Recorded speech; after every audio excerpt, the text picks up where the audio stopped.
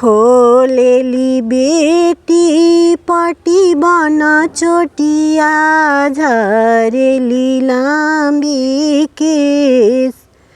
खोलेली बेटी पटी बन चोटिया झरेली लाम्बी केस।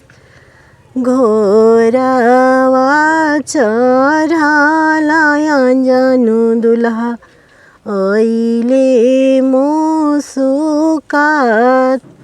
घोरवा चढ़ल अंजनु दुल्हा अइले मुस्कात। अपना असुरवा कवन भैया गइले ऋषियाय। अपना असुरवा कवन भैया गइले ऋषियाय।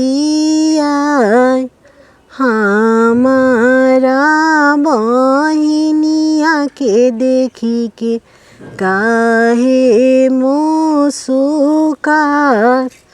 हमारा बहिनिया के देखी के काहे मुस्कात। आजो दिनवा बारी सरऊ बहिनी तोहार।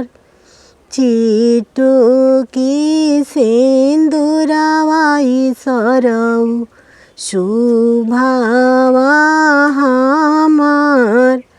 चिटुकी सिंदूरवाई सरऊ शुभवा हमार।